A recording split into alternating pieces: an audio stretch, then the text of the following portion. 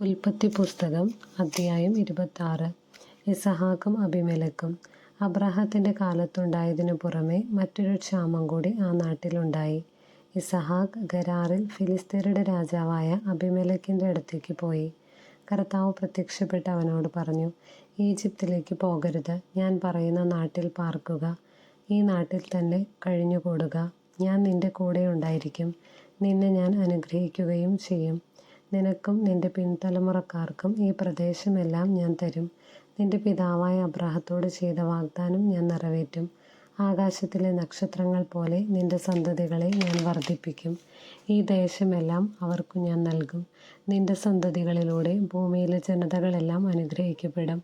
കാരണം അബ്രാഹാം എൻ്റെ സ്വരം കേൾക്കുകയും എൻ്റെ നിർദ്ദേശങ്ങളും കൽപ്പനകളും പ്രമാണങ്ങളും നിയമങ്ങളും പാലിക്കുകയും ചെയ്തു. ഇസഹാക്ക് ഗരാറിൽ തന്നെ താമസിച്ചു. അന്നാട്ടുകാർ അവൻ്റെ ഭാര്യയെക്കുറിച്ച് ചോദിച്ചപ്പോൾ അവൾ എൻ്റെ സഹോദരിയാണ് എന്നവൻ പറഞ്ഞു. അവൾ ഭാര്യയാണെന്ന് പറയാൻ അവന് പേടിയായിരുന്നു. കാരണം അവൾ അഴകുള്ളവളായിരുന്നതുകൊണ്ട് റെബേക്കായ്ക്ക് വേണ്ടി നാട്ടുകാർ തന്നെ കൊല്ലുമെന്ന് അവൻ വിചാരിച്ചു. അവൻ അവിടെ പാർപ്പ് തുടങ്ങി. ഏറെ നാളുകൾക്കു ശേഷം ഒരു ദിവസം ഫിലിസ്ത്യരുടെ രാജാവായ അബിമേലെക്ക് ജനാലയിലൂടെ നോക്കിയപ്പോൾ ഇസഹാക്ക് ഭാര്യ റെബേക്കായി ആലിംഗനം ചെയ്യുന്നത് കണ്ടു. അബിമേലെക്ക് ഇസഹാക്കിനെ വിളിച്ച് ചോദിച്ചു, അവൾ നിന്റെ ഭാര്യയാണല്ലോ, പിന്നെ എന്താണ് സഹോദരിയാണെന്ന് പറഞ്ഞത്? അവൻ മറുപടി പറഞ്ഞു, അവൾ മൂലം മരിക്കേണ്ടി വന്നെങ്കിലോ എന്നോർത്താണ് ഞാൻ അങ്ങനെ പറഞ്ഞത്. അബിമേലെക്ക് ചോദിച്ചു, നീ എന്തിനാണ് ഞങ്ങളോടിത് ചെയ്തത്? ജനങ്ങളിൽ ആരെങ്കിലും നിന്റെ ഭാര്യയോടൊത്ത് ശയിക്കുകയും അങ്ങനെ വലിയൊരു അപരാധം നീ ഞങ്ങളുടെ മേൽ വരുത്തി വയ്ക്കുകയും ചെയ്യുമായിരുന്നല്ലോ. അതുകൊണ്ട് അബിമേലെക്ക് ജനങ്ങൾക്കെല്ലാം താക്കീത് നൽകി, ഈ മനുഷ്യനെയോ അവൻ്റെ ഭാര്യയെയോ ആരെങ്കിലും തൊട്ടുപോയാൽ അവൻ വധിക്കപ്പെടും. ഇസഹാക്ക് ആ നാട്ടിൽ കൃഷി ഇറക്കുകയും അക്കൊല്ലം തന്നെ 100 മേനി വിളവെടുക്കുകയും ചെയ്തു. കർത്താവ് അവനെ അനുഗ്രഹിച്ചു. അവൻ അഭിവൃദ്ധിപ്പെട്ടുകൊണ്ടേയിരുന്നു. ക്രമേണ അവൻ വലിയ സമ്പന്നനാവുകയും ചെയ്തു. അവന് ധാരാളം ആടുമാടുകളും പരിചാരകരും ഉണ്ടായിരുന്നു. അതുകൊണ്ട് ഫിലിസ്ത്യർക്ക് അവനോട് അസൂയ തോന്നി. അവൻ്റെ പിതാവായ അബ്രാഹത്തിൻ്റെ വേലക്കാർ കുഴിച്ച കിണറുകളെല്ലാം ഫിലിസ്ത്യർ മണ്ണിട്ട് മൂടി. അബിമേലെക്ക് ഇസഹാക്കിനോട് പറഞ്ഞു, ഞങ്ങളെ വിട്ടു പോവുക, നീ ഞങ്ങളെക്കാൾ കൂടുതൽ ശക്തനായിരിക്കുന്നു. ഇസഹാക്ക് അവിടെ നിന്ന് പുറപ്പെട്ട് ഗരാറിൻ്റെ താഴ്വരയിൽ കൂടാരമടിച്ചു. തൻ്റെ പിതാവായ അബ്രാഹത്തിൻ്റെ കാലത്ത് കുഴിച്ചതും അവൻ്റെ മരണശേഷം ഫിലിസ്ത്യർ നികത്തി കളഞ്ഞതുമായ കിണറുകളെല്ലാം ഇസഹാക്ക് വീണ്ടും കുഴിച്ചു. തൻ്റെ പിതാവ് കൊടുത്ത പേരുകൾ തന്നെ അവയ്ക്ക് നൽകുകയും ചെയ്തു. താഴ്വരയിൽ കിണർ കുഴിച്ചുകൊണ്ടിരിക്കെ ഇസഹാക്കിൻ്റെ വേലക്കാർ ഒരു നീരുറവ കണ്ടെത്തി. ഗരാറിലെ ഇടയന്മാർ ഇത് ഞങ്ങളുടെ ഉറവയാണെന്ന് പറഞ്ഞ് ഇസഹാക്കിൻ്റെ ഇടയന്മാരുമായി വഴക്കുണ്ടാക്കി. അവർ തന്നോട് വഴക്കിന് വന്നതുകൊണ്ട് അവൻ ആ കിണറിന് ഏസെക്ക് എന്ന് പേരിട്ടു. അവർ വീണ്ടും ഒരു കിണർ കുഴിച്ചു. അതിനെ ചൊല്ലിയും വഴക്കുണ്ടായി. അതുകൊണ്ട് അതിനെ അവൻ സിത്ന എന്ന് വിളിച്ചു. അവിടെ നിന്ന് മാറി അകലെ അവർ വേറൊരു കിണർ കുഴിച്ചു. അതിൻ്റെ പേരിൽ വഴക്കുണ്ടായില്ല. അവൻ അതിന് റെഹോബോത്ത് എന്ന് പേരിട്ടു. കാരണം അവൻ പറഞ്ഞു, കർത്താവ് ഞങ്ങൾക്ക് ഇടം തന്നിരിക്കുന്നു, ഭൂമിയിൽ ഞങ്ങൾ സമൃദ്ധിയുള്ളവരാകും. അവിടെ നിന്ന് അവൻ ബേർശെബയിലേക്ക് പോയി. ആ രാത്രി തന്നെ കർത്താവ് അവന് പ്രത്യക്ഷപ്പെട്ട് അരുളി ചെയ്തു, നിന്റെ പിതാവായ അബ്രാഹത്തിൻ്റെ ദൈവമാണ് ഞാൻ, നീ ഭയപ്പെടേണ്ട. ഞാൻ നിന്നോട് കൂടെയുണ്ട്. എൻ്റെ ദാസനായ അബ്രാഹത്തെ പ്രതി ഞാൻ നിന്നെ അനുഗ്രഹിക്കും, നിന്റെ സന്തതികളെ വർദ്ധിപ്പിക്കുകയും ചെയ്യും. അതിനാൽ അവൻ അവിടെ ഒരു ബലിപീഠം നിർമ്മിച്ചു. കർത്താവിൻ്റെ നാമം വിളിച്ചപേക്ഷിച്ചു. അവൻ അവിടെ കൂടാരമടിച്ചു. ഇസഹാക്കിൻ്റെ ഭൃത്യന്മാർ അവിടെ ഒരു കിണർ കുഴിച്ചു.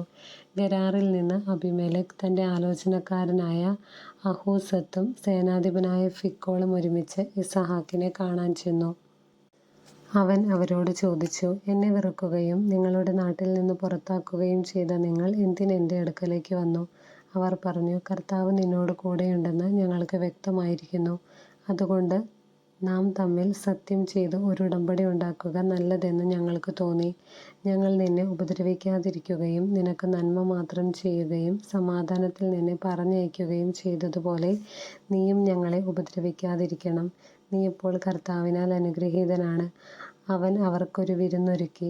അവർ തിന്നുകയും കുടിക്കുകയും ചെയ്തു. രാവിലെ അവർ എഴുന്നേറ്റ് അന്യോന്യം സത്യം ചെയ്തു. ഇസഹാക്ക് അവരെ യാത്രയാക്കി. അവർ സമാധാനത്തോടെ അവനെ വിട്ടുപോയി.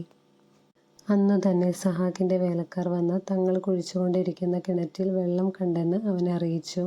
അവൻ അതിനു ശെബ എന്നു പേരിട്ടു. അതിനാൽ ഇന്നും ആ പട്ടണത്തിന് ബേർശെബ എന്നാണ് പേര്. 40 വയസ്സായപ്പോൾ ഏസാവ് ഹിത്യനായ ബേരിയുടെ പുത്രി യൂദിത്തിനെയും ഹിത്യനായ ഏലോണിന്റെ പുത്രി ബാസ്മത്തിനെയും വിവാഹം ചെയ്തു. അവർ ഇസഹാക്കിന്റെയും റെബേക്കായുടെയും ജീവിതം ദുഃഖപൂർണമാക്കി. അധ്യായം 27. യാക്കോബിന് അനുഗ്രഹം. ഇസഹാക്കിനു പ്രായമായി, കണ്ണിനു കാഴ്ച കുറഞ്ഞു. അവൻ മൂത്ത മകൻ ഏസാവിനെ വിളിച്ചു, "എൻ്റെ മകനേ, ഇതാ ഞാൻ." അവൻ വിളി കേട്ടു. ഇസഹാക്ക് പറഞ്ഞു, "എനിക്ക് വയസ്സായി, എന്നാണ് ഞാൻ മരിക്കുക എന്നറിഞ്ഞുകൂടാ. നിന്റെ ആയുധങ്ങളായ അമ്പും വില്ലും എടുത്ത് വയലിൽ പോയി വേട്ടയാടി കുറെ കാട്ടിറച്ചി കൊണ്ടുവരിക. എനിക്കിഷ്ടപ്പെട്ട രീതിയിൽ രുചികരമായി പാകം ചെയ്ത് എൻ്റെ മുൻപിൽ വിളമ്പുക. അത് ഭക്ഷിച്ചിട്ട് നിന്നെ ഞാൻ മരിക്കും മുൻപേ അനുഗ്രഹിക്കട്ടെ." ഇസഹാക്ക് ഏസാവിനോട് പറയുന്നത് റെബേക്ക കേൾക്കുന്നുണ്ടായിരുന്നു. ഏസാവ് കാട്ടിറച്ചി തേടി വയലിലേക്ക് പോയി. അപ്പോൾ അവൾ യാക്കോബിനോട് പറഞ്ഞു, "നിന്റെ പിതാവ് നിന്റെ സഹോദരനായ ഏസാവിനോട് നായാട്ടിറച്ചി കൊണ്ടുവന്ന് രുചികരമായി പാകം ചെയ്ത് എൻ്റെ മുൻപിൽ വിളമ്പുക. ഞാൻ മരിക്കും മുമ്പ് അത് ഭക്ഷിച്ചിട്ട് ദൈവത്തിൻ്റെ മുൻപിൽ നിന്നെ അനുഗ്രഹിക്കട്ടെ എന്ന് പറയുന്നത് ഞാൻ കേട്ടു. അതുകൊണ്ട് മകനേ, നീ ഇപ്പോൾ എൻ്റെ വാക്കനുസരിച്ച് പ്രവർത്തിക്കുക. ആട്ടിൻകൂട്ടത്തിൽ നിന്ന് 2 നല്ല കുഞ്ഞാടുകളെ പിടിച്ചുകൊണ്ടുവരിക. ഞാൻ അവ കൊണ്ട് നിന്റെ പിതാവിന് ഇഷ്ടപ്പെട്ട രുചികരമായ ഭക്ഷണം ഉണ്ടാക്കാം. നീ അത് പിതാവിൻ്റെ അടുക്കൽ കൊണ്ടുചെല്ലണം. അപ്പോൾ അദ്ദേഹം മരിക്കും മുമ്പ് അത് ഭക്ഷിച്ച് നിന്നെ അനുഗ്രഹിക്കും." യാക്കോബ് അമ്മ റെബേക്കായോട് പറഞ്ഞു, "ഏസാവ് ശരീരമാകെ രോമമുള്ളവനാണ്, എന്നാൽ എൻ്റെ ദേഹം മിനുസമുള്ളതാണ്. പിതാവ് എന്നെ തൊട്ടു നോക്കുകയും ഞാൻ കബളിപ്പിക്കുകയാണെന്ന് മനസ്സിലാക്കുകയും ചെയ്താൽ അനുഗ്രഹത്തിനു പകരം ശാപമായിരിക്കില്ലേ എനിക്ക് ലഭിക്കുക?" അവൻ്റെ അമ്മ പറഞ്ഞു, "ആ ശാപം എൻ്റെ മേലായിരിക്കട്ടെ. മകനേ, ഞാൻ പറയുന്നത് കേൾക്കുക. പോയി അവ കൊണ്ടുവരിക." അവൻ പോയി അവയെ പിടിച്ച് അമ്മയുടെ മുൻപിൽ കൊണ്ടുവന്നു. അവൾ അവൻ്റെ പിതാവിന് ഇഷ്ടപ്പെട്ട രുചികരമായ ഭക്ഷണം തയ്യാറാക്കി. അവൾ മൂത്ത മകൻ ഏസാവിൻ്റേതായി തൻ്റെ പക്കൽ വീട്ടിലിരുന്ന ഏറ്റവും വിലപ്പെട്ട വസ്ത്രങ്ങളെടുത്ത് ഇളയ മകൻ യാക്കോബിനെ ധരിപ്പിച്ചു. ആട്ടിൻ തോലുകൊണ്ട് അവൻ്റെ കൈകളും കഴുത്തിലെ മിനുസമുള്ള ഭാഗവും മൂടി. പാകം ചെയ്ത രുചികരമായ മാംസവും അപ്പവും അവൾ യാക്കോബിൻ്റെ കയ്യിൽ കൊടുത്തു. യാക്കോബ് പിതാവിൻ്റെ അടുക്കൽ ചെന്ന് വിളിച്ചു, "എൻ്റെ പിതാവേ, ഇതാ ഞാൻ." അവൻ വിളി കേട്ടു. "നീ ആരാണ് മകനേ?" എന്ന് അവൻ ചോദിച്ചു. യാക്കോബ് മറുപടി പറഞ്ഞു, "അങ്ങയുടെ കടിഞ്ഞൂൽ പുത്രൻ ഏസാവാണ് ഞാൻ. അങ്ങ് ആവശ്യപ്പെട്ടതുപോലെ ഞാൻ ചെയ്തിരിക്കുന്നു. എഴുന്നേറ്റ് എൻ്റെ നായാട്ടിറച്ചി ഭക്ഷിച്ച് എന്നെ അനുഗ്രഹിച്ചാലും." എന്നാൽ ഇസഹാക്ക് ചോദിച്ചു, "എൻ്റെ മകനേ, നിനക്കിത് ഇത്ര വേഗം എങ്ങനെ കിട്ടി?" യാക്കോബ് പറഞ്ഞു, "അങ്ങയുടെ ദൈവമായ കർത്താവ് ഇതിനെ എൻ്റെ മുൻപിൽ കൊണ്ടുവന്നു."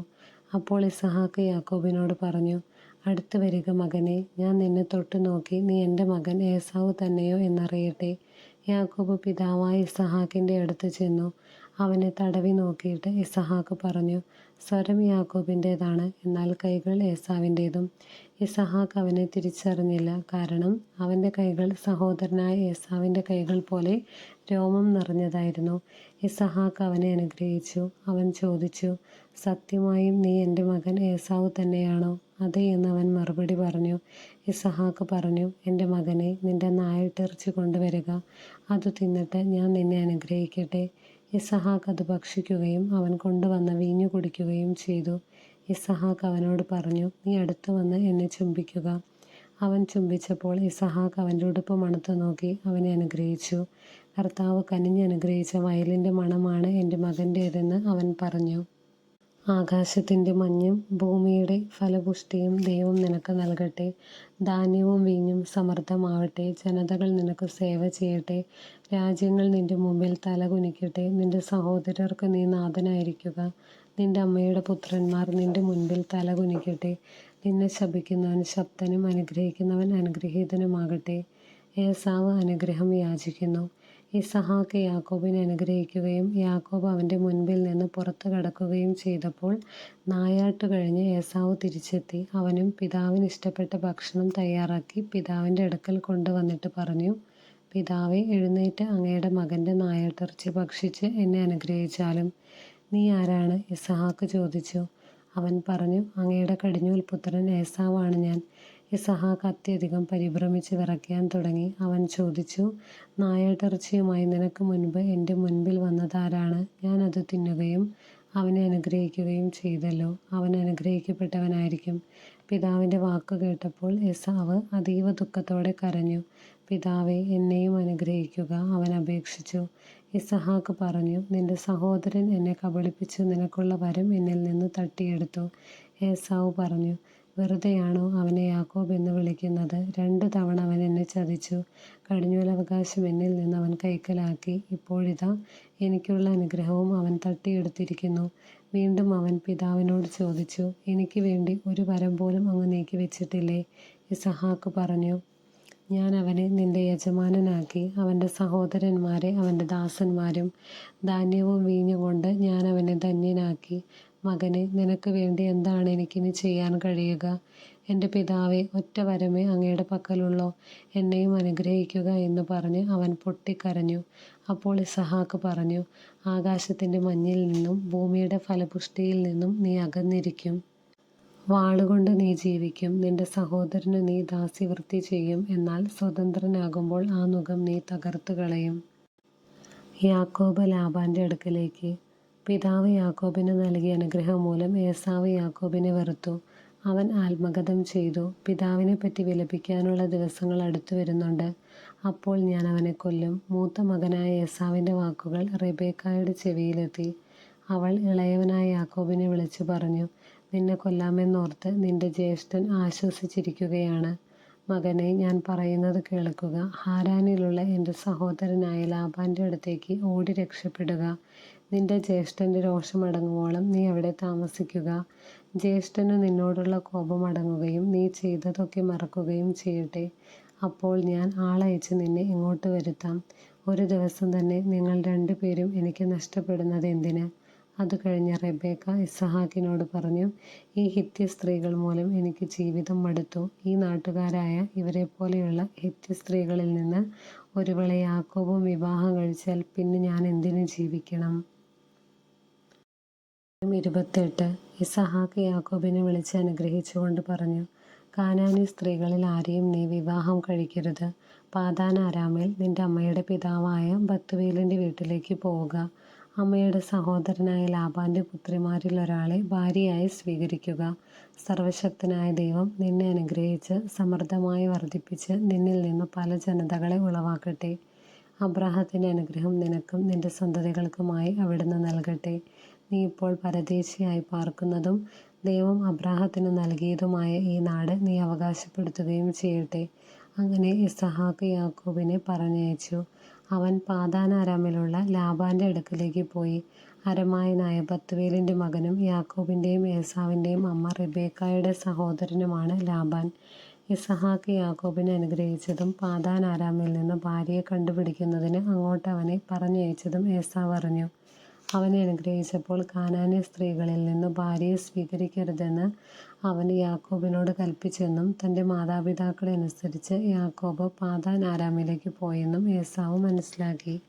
കാനാന്യ സ്ത്രീകളെ തൻ്റെ പിതാവായ ഇസഹാക്കിന് ഇഷ്ടമല്ലെന്ന് മനസ്സിലായപ്പോൾ ഏസാവ് അബ്രാഹത്തിൻ്റെ മകനായ ഇസ്മായിലിൻ്റെ അടുത്ത് ചെന്ന് അവൻ്റെ മകളും നെബായോത്തിൻ്റെ സഹോദരിയുമായ മഹലത്തിനെ ഭാര്യയായി സ്വീകരിച്ചു. അവനുണ്ടായിരുന്ന മറ്റു ഭാര്യമാർക്ക് പുറമെയായിരുന്നു ഇവൾ. യാക്കോബിൻ്റെ സ്വപ്നം. യാക്കോബ് ബെർഷെബായിൽ നിന്ന് ഹാരാനിലേക്ക് പുറപ്പെട്ടു. സൂര്യൻ അസ്തമിച്ചപ്പോൾ അവൻ വഴിക്ക് ഒരിടത്ത് തങ്ങുകയും രാത്രി അവിടെ ചെലവഴിക്കുകയും ചെയ്തു. ഒരു കല്ലെടുത്ത് തലയ്ക്കു കീഴെ വെച്ച് അവൻ ഉറങ്ങാൻ കിടന്നു. അവനൊരു ദർശനമുണ്ടായി. ഭൂമിയിൽ ഉറപ്പിച്ചിരിക്കുന്ന ഒരു ഗോവണി. അതിൻ്റെ അറ്റം ആകാശത്ത് മുട്ടിയിരുന്നു. ദൈവദൂതന്മാർ അതിലൂടെ കയറുകയും ഇറങ്ങുകയും ചെയ്തുകൊണ്ടിരുന്നു. ഗോവണിയുടെ മുകളിൽ നിന്നുകൊണ്ട് കർത്താവ് അരുളി ചെയ്തു, ഞാൻ നിന്റെ പിതാവായ അബ്രാഹത്തിൻ്റെയും ഇസഹാക്കിൻ്റെയും ദൈവമായ കർത്താവാണ്. നീ കിടക്കുന്ന ഈ മണ്ണ് നിനക്കും നിന്റെ സന്തതികൾക്കും ഞാൻ നൽകും. നിന്റെ സന്തതികൾ ഭൂമിയിലെ പൂഴി പോലെ എണ്ണമറ്റവരായിരിക്കും. കിഴക്കോട്ടും പടിഞ്ഞാറോട്ടും തെക്കോട്ടും വടക്കോട്ടും നിങ്ങൾ വ്യാപിക്കും. നിന്നിലൂടെയും നിന്റെ സന്തതികളിലൂടെയും ഭൂമിയിലെ ഗോത്രങ്ങളെല്ലാം അനുഗ്രഹിക്കപ്പെടും. ഇതാ, ഞാൻ നിന്നോട് കൂടെയുണ്ട്. നീ പോകുന്നിടത്തെല്ലാം ഞാൻ നിന്നെ കാത്തുരക്ഷിക്കും. നിന്നെ ഈ നാട്ടിലേക്ക് തിരികെ കൊണ്ടുവരും. നിന്നോട് പറഞ്ഞതൊക്കെ നിറവേറ്റുന്നതുവരെ ഞാൻ നിന്നെ കൈവിടുകയില്ല. അപ്പോൾ യാക്കോബ് ഉറക്കത്തിൽ നിന്നുണർന്നു. അവൻ പറഞ്ഞു, തീർച്ചയായും കർത്താവ് ഈ സ്ഥലത്തുണ്ട്, എന്നാൽ ഞാൻ അതറിഞ്ഞില്ല. ഭീതി പൂണ്ട അവൻ പറഞ്ഞു, ഈ സ്ഥലം എത്ര ഭയാനകമാണ്! ഇത് ദൈവത്തിൻ്റെ ഭവനമല്ലാതെ മറ്റൊന്നുമല്ല. സ്വർഗത്തിൻ്റെ കവാടമാണിവിടം. യാക്കോബ് അതിരാവിലെ എഴുന്നേറ്റ് തലയ്ക്കു കീഴെ വെച്ചിരുന്ന കല്ലെടുത്ത് ഒരു തൂണായി കുത്തി നിർത്തി അതിന്മേൽ എണ്ണയൊഴിച്ചു. അവൻ ആ സ്ഥലത്തിന് ബേഥേൽ എന്നു പേരിട്ടു. ലൂസ് എന്നായിരുന്നു ആ പട്ടണത്തിൻ്റെ ആദ്യത്തെ പേര്. അത് കഴിഞ്ഞ് യാക്കോബ് ഒരു പ്രതിജ്ഞ ചെയ്തു, ദൈവമായ കർത്താവ് എൻ്റെ കൂടെ ഉണ്ടായിരിക്കുകയും ഈ യാത്രയിൽ എന്നെ സംരക്ഷിക്കുകയും എനിക്ക് ഉണ്ണാനും ഉടുക്കാനും തരികയും എൻ്റെ പിതാവിൻ്റെ വീട്ടിലേക്ക് സമാധാനത്തോടെ ഞാൻ തിരിച്ചെത്തുകയും ചെയ്താൽ കർത്താവായിരിക്കും എൻ്റെ ദൈവം. തൂണായി കുത്തി നിർത്തിയിരിക്കുന്ന ഈ കല്ല് ദൈവത്തിൻ്റെ ഭവനമായിരിക്കും. അവിടുന്ന് എനിക്ക് തരുന്നതിൻ്റെ എല്ലാം 10-1 ഞാൻ അവിടത്തേക്ക് സമർപ്പിക്കുകയും ചെയ്യും.